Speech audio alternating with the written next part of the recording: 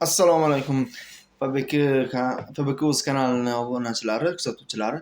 Hop, sizlarga yana bir kiberhujum haqida, nimaga kiberhujum haqida faqat ma'lumot beradi, bunaqa deydiganlar uchun men unaqa haker emasman va hech qanaqa ichki ishlarda yoki biron bir o'shanaqa kiber jinoyatlarga aloqasi bor joyda ishlamayman. Prosta qiziqaman va menga bir ikkita shunaqa narsalar eshitib qolaman. Nahotki shunaqa odamlar bor ekan deb o'ylayman-da, misol uchun.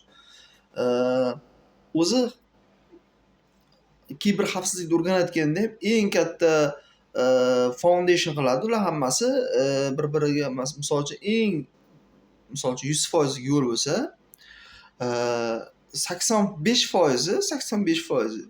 15% boyagi dasturiy ta'minot va boshqa narsalar, kodlar va bir bolalar xullas pullar yechish, kartalarga o'tkazish 15%, 85% insonlarni ishontira bilish bo'ldi. Bu yerda hammasi inson psixologiyasi rol o'ynayapti. Kiber xavfsizlikda misol uchun siz ruxsat bermasangiz, o'zi xavfsiz tizimni o'zi yo'q, lekin ruxsat bermasangiz hech narsa, hech kim osonlikcha olib chiqib keta olmaydi. Misol uchun, osonlikcha olib chiqib ketadigan odamlar dunyoda sanoqli. O'sha uchun hozir men yana bitta narsani eshitib qoldim. Xullas, ikkita o'g'irlik bo'lgan. Xo'p, birinchisi Uzum Market. Uzum Marketda anonsi bo'lgan, короче, gruppa. Telegram gruppada Uzum Market tovarlari. Uzum Market bunaqa yozilgan Telegram gruppada adashmasam. Uzum Market smartfon aksiya deb yozilgan. Uzum Market konkretni bor smartfonlarda zo'r marketing qilgan, uni shu zo'r qilgan aksiyalarni qarang, dahshat. Anavda nima edi? Yurak tez urib boshlayapti. 85% aksiya, 95% aksiya, 65% aksiya. Bunaqa. Keyin siz deydi, ularga bog'lansangiz, menga nomer tashlang deysiz, nomer вообще tashlamaydi. Karta raqam tashlang deysiz, karta raqam tashlaydi, Visa karta raqam tashlaydi. Ba'zilar Humo karta raqam tashlashi mumkin, lekin u Humo karta bo'yicha hali tashlaganini ko'rganim yo'q. Balki tashlashi mumkin. Visa karta raqam tashlaydi. Telefonga bog'lansa, telefondan bog'lanmaydi. Sizlar Telegramdan telefon qilishi mumkin. Ishontirmoqchi bo'lsa, Telegramdan telefon qilishi mumkin. Telefon akkauntlari mutlaq sekreti bo'ladi. Boyagi admin haqida gapiryapman. Sizdan pul yechib oladigan inson haqida. Va'dalar chotki, sizga yozilaveradi. Xullas kalom deydi, siz aksiyadan ishtirok etganingizdan xursandmiz. Xullas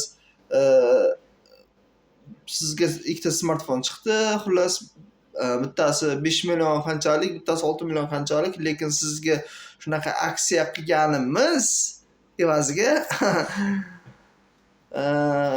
aksiya qilganimiz evaziga bu telefon uchun siz 600 ming, bu telefon uchun siz 400 ming pul berasiz bizga va yo'l kiragiga 250 ming so'm berasiz. Yo, birinchi 400 ming, 600 ming qilib 1 million tashlatib oladi. Keyin boyagi yaxshilab obzor qilgandan keyin sizni manzillaringizni so'raydi, uy hamma danlingizni so'raydi.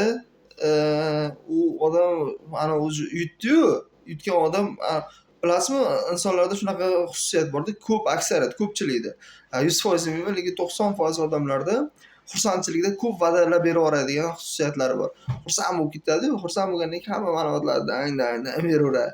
Keyin ikkinchi bosqichga o'tiladi. Ikkinchi bosqichda siz deydi, ular harakat qilib ko'radi. Yo'l kira pochta pulini ham to'lay olasizmi deydi. Bizda hozir deydi, agar o'zimizni tekin pochtamizdan jo'natib yuborsak, deydi 10 kun yoki 15 kunga cho'zilib ketishi mumkin. Lekin siz agar 250 ming to'lasangiz, ikkita smartfonni hozirda o'zida ertaga deydi, ya'ni navbatdagi kundagi kun yarmida, ya'ni avitdan keyin olishing o'z qo'lingizda bo'lishi mumkin deydi.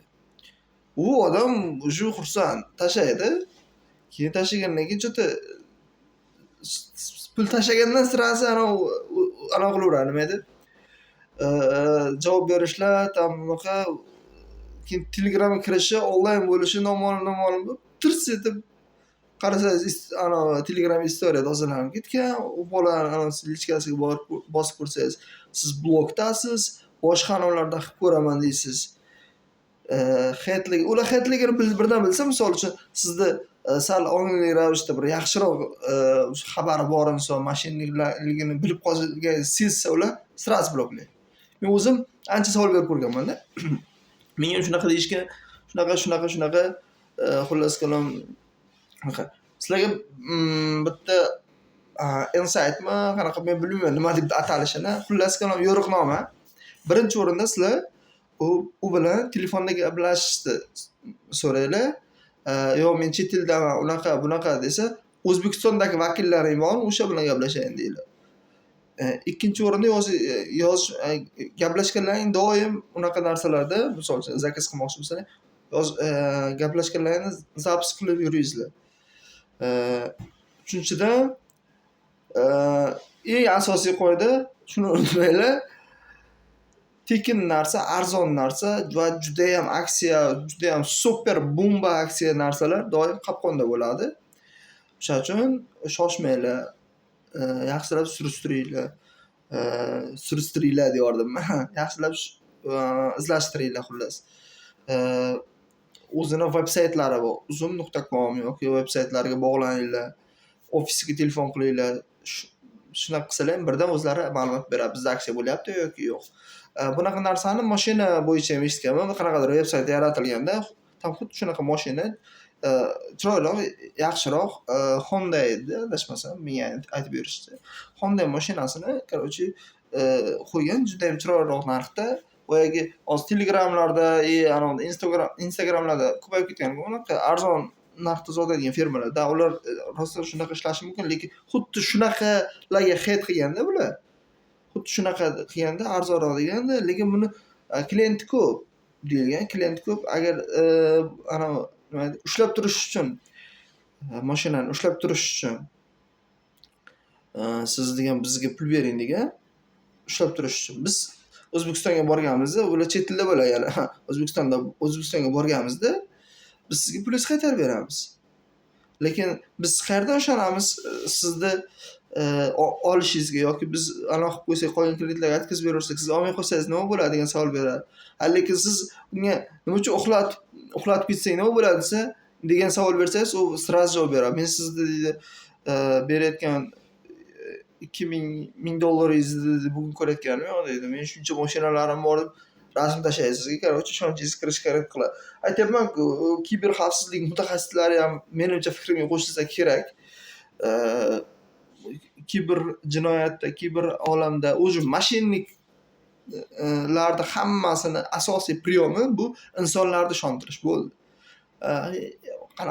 Qanaqadir qilasizmi, sistema qilasizmi, qanaqadir alohida nimadir qilsangiz ham bankiy sistemalarda ham faqatgina kira oladigan narsalar bular sizni hiylalarga ishontira olish bo'ldi. O'shanaqa narsa. Endi doim gumonda yashamaslik kerak, lekin baribir hushyorroq va ongli ravishda fikrlabroq ko'rish kerak. Ketkizgan vaqtlaringizga rozi bo'lingizlar, sog' bo'lingizlar, omon bo'lingizlar. Hammaga omad. The best of the best.